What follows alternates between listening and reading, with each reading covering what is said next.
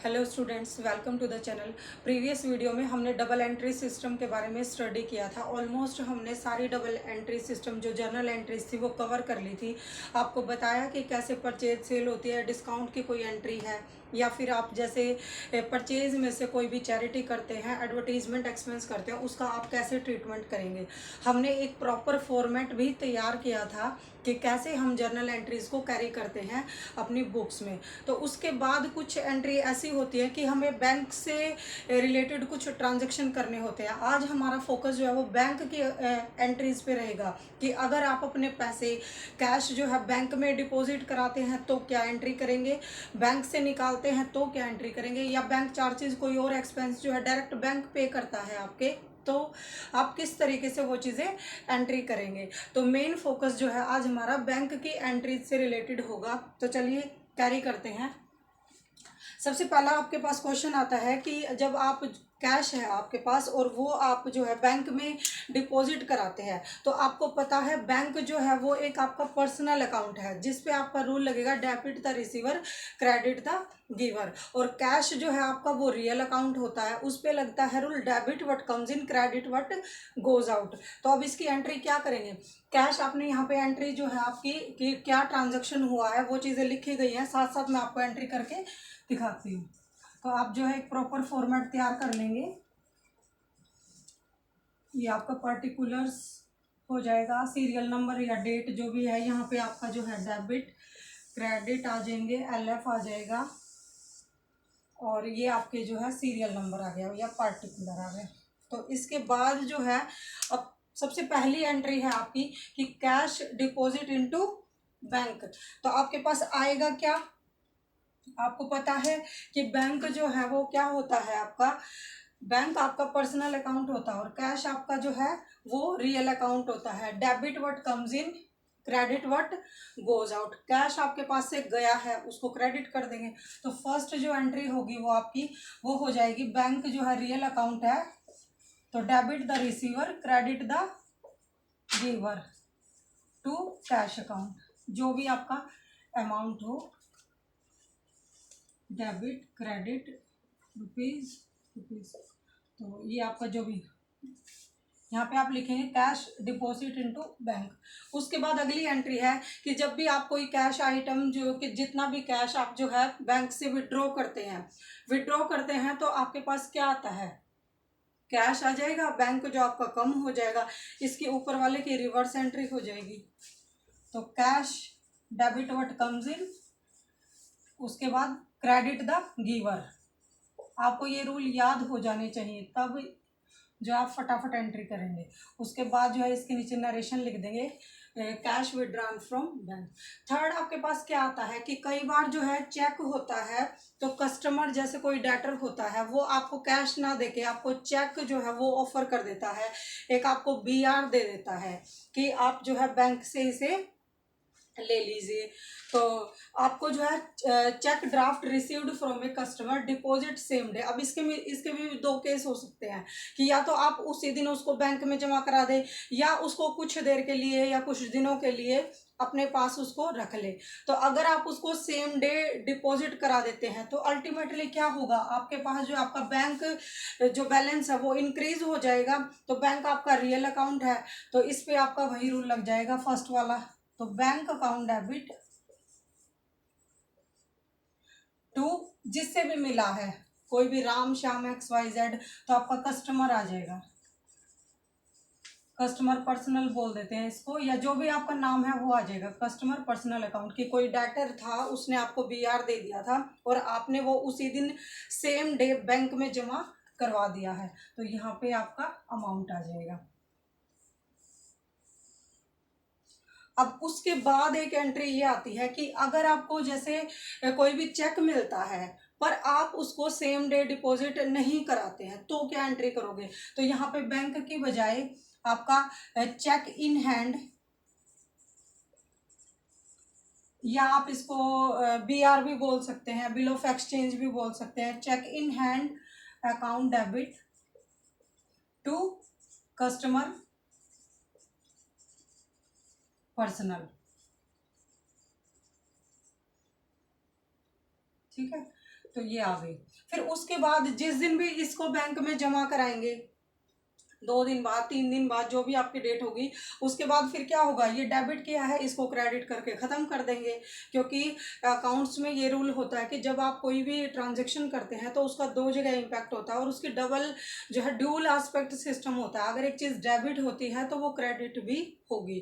तो यहाँ पे फिर आपका 5th एंट्री क्या हो जाएगी, बैंक अकाउंट डेबिट, क्योंकि आपके पास बैंक जो है वो इंक्रीज हो जाएगा। चेक इन हैंड अकाउंट ये क्रेडिट में आ जाएगा, ये आप एंट्री कर लेंगे।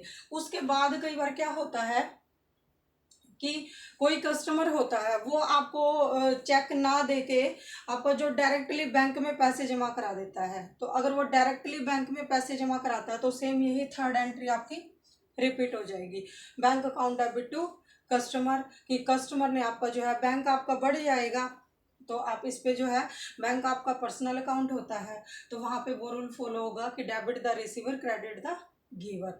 तो जो भी आपका कस्टमर है उसने जो है आपको पैसा दिया है वो क्रेडिट में आ जाएगा और बैंक आपका डेबिट में आ जाएगा। उसके बाद कई बार ऐसा होता है कि आपको चेक मिलता है या आपको कैश मिलता है और आप उसको बैंक में सबमिट कराते हैं। कोई भी चेक आपका जो है ना, बीआर मिलता है आपको, सॉरी चेक बोल दिया, कैश बोल दिया मैंने। तो चेक अगर आपको मिलता है या कोई भी बीआर मिलता है, कई बार ऐसा होता है बैंक उसको रिफ्यूज कर देता है, उसको डिसऑनर बोलते हैं। डिसऑनर मतलब कि वो आप उससे चेक से जो है कैश कलेक्ट नहीं कर सकते।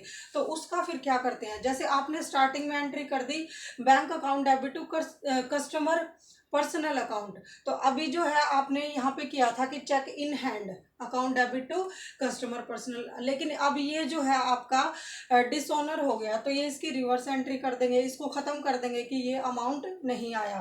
तो अगर आपका जो है कोई भी चेक जो है वो डिसऑनर हो गया है तो आपने को क्या एंट्री करनी पड़ेगी, अगर वो उस बैंक में आपने डायरेक्ट जमा कराया है तो आप उसकी जो है क्या एंट्री करेंगे, आप इसकी रिवर्स एंट्री कर देंगे। तो वो रिवर्स एंट्री आपकी होती है कि कस्टमर पर्सनल अकाउंट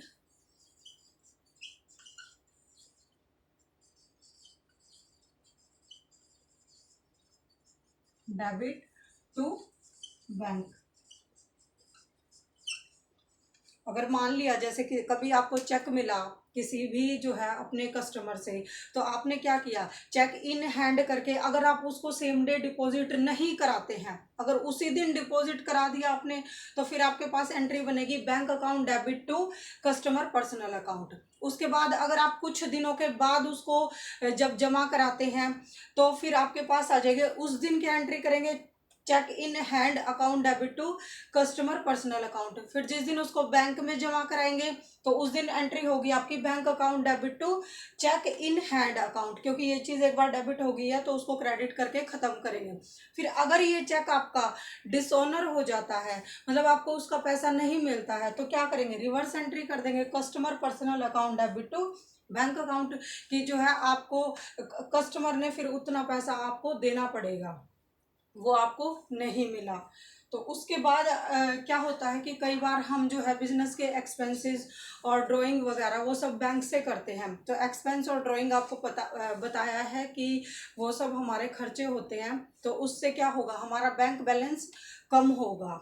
तो बैंक जो है वो आपका रियल पर्सनल अकाउंट है, सॉरी, तो उसमें क्रेडिट तक गिवर वाला रूल लगेगा। तो यहाँ पे जो है अगर आप कोई भी ड्राइंग करते हैं या कोई भी एक्सपेंस करते हैं तो टू बैंक ये आ जाएगा। कई बार ऐसा होता है कि जो बैंक है वो आपसे चार्जेस लेता है, जो भी आपको सर्विस प्रोवाइड कर रहा है, तो बैंक जो है आपसे चार्जेस लेता है। उससे क्या होता है, बैंक जो है आपका क्रेडिट द गिवर, चार्जेस आपके पास जो है एक्सपेंसेस होते हैं, तो इसमें भी सेम एंट्री हो जाएगी। यहाँ पे आप क्या करेंगे, बैंक चार्जेस, इससे आपका जो है बैंक अकाउंट वो कम होगा। जब भी आप बैंक से कोई भी चार्ज, कोई भी एक्सपेंस, कोई भी ड्राइंग या कुछ भी चीज़ निकालते हैं तो उससे आपका बैंक बैलेंस कम होगा और बैंक जो है आपका क्रेडिट द गिवर वो रूल लग जाएगा यहाँ पे। उसके बाद आता है जैसे ये हो गई हमारी बैंक चार्जेस वाली। कई बार ऐसा होता है कि बैंक जो है वो इंटरेस्ट चार्ज करता है। चार्ज करने का मतलब कि बैंक ने आपको जो है लोन दे रखा है, तो उस पर जो है बैंक पैसे इंटरेस्ट चार्ज करेगा। तो बैंक जब आपका इंटरेस्ट चार्ज करता है तो वैसे ही आपका बैंक बैलेंस कम हो जाता है। तो यहाँ इंटरेस्ट चार्ज जो है वो बिजनेस के पॉइंट ऑफ व्यू से एक्सपेंस है, तो इंटरेस्ट चार्ज टू बैंक हो जाएगा डेबिट। इंटरेस्ट चार्ज को आप डेबिट कर देंगे और बैंक को क्रेडिट कर देंगे। अब यहाँ पे क्या होता है, इंटरेस्ट अलाउड बाय बैंक। कई बार ऐसा होता है कि बैंक आपको इंटरेस्ट देता है, जो भी आपने अमाउंट जमा करा रखा है वहाँ पर आपको बैंक जो है इंटरेस्ट देता है, तो वो आपकी इनकम होती है, मतलब आपका बैंक बैलेंस इंक्रीज होगा। तो यहाँ पे एंट्री बन जाएगी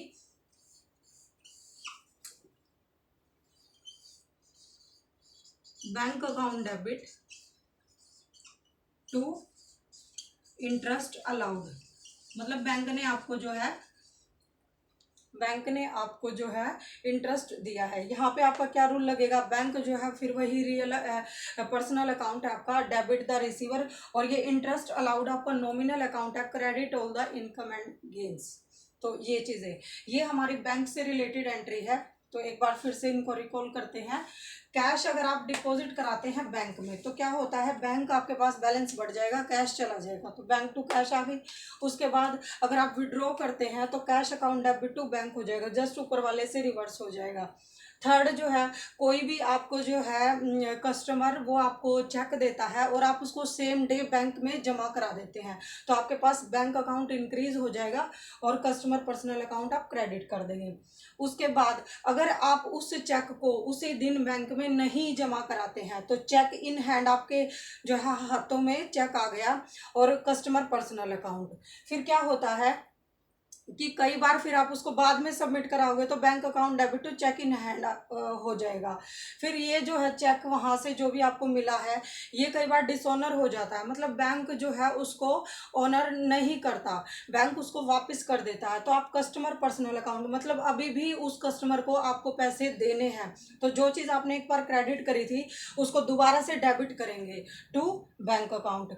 कोई भी आप एक्सपेंस करते हैं, ड्राइंग करते हैं, इंटरेस्ट चार्ज करता है बैंक या बैंक चार्ज होते हैं, वो सब जो है आपके एक्सपेंसेस होते हैं, तो उनको डेबिट करेंगे, बैंक को क्रेडिट करेंगे। सेम इसी तरीके से अगर बैंक आपको इंटरेस्ट देता है तो वो आपकी इनकम होती है और वहाँ से आपका बैंक अकाउंट जो है वो बढ़ जाता है। तो bank account debit, debit the receiver, interest allowed जो है वो आपका credit all the income and gains, ये वाला रूल यहाँ पे लगेगा। तो ये आपकी जो है बैंक से रिलेटेड एंट्री थी, जो आपको अगर क्वेश्चन में कहीं पे भी बैंक से रिलेटेड कोई भी एंट्री आती है तो आप इस तरीके से इनको करेंगे।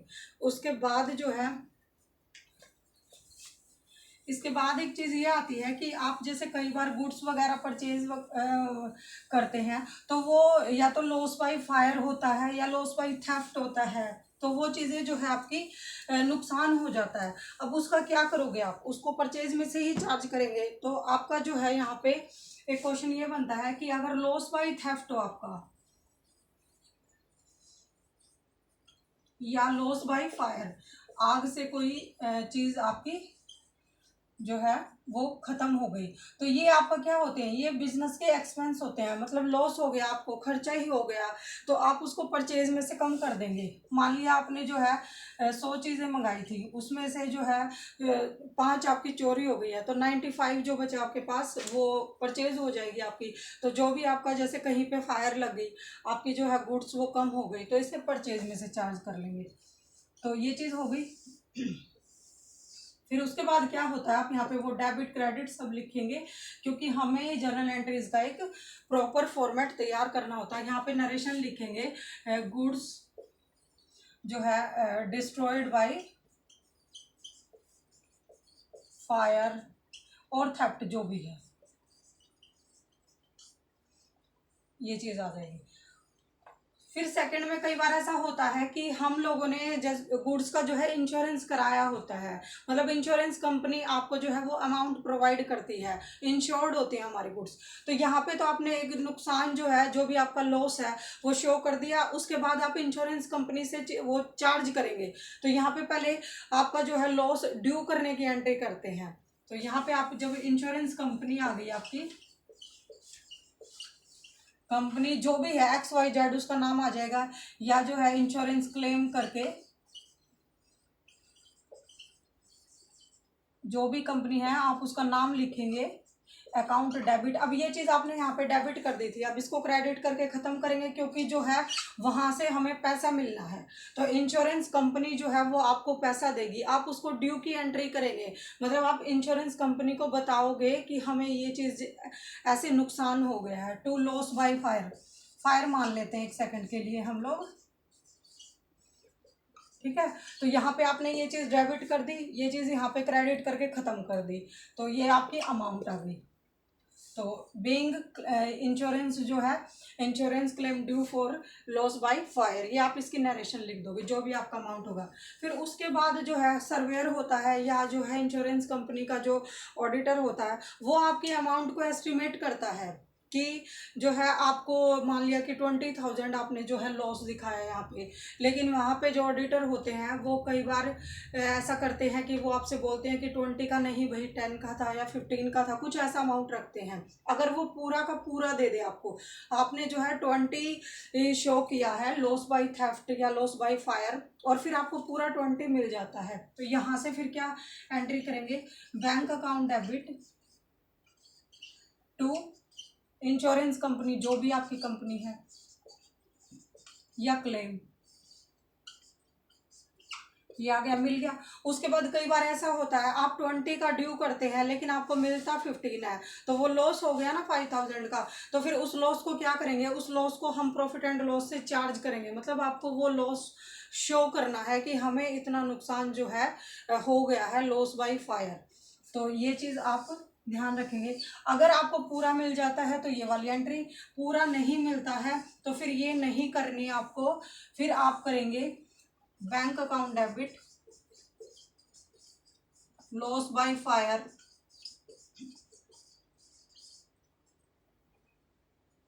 अकाउंट, यहाँ पे डेबिट, यहाँ पे डेबिट टू इंश्योरेंस कंपनी।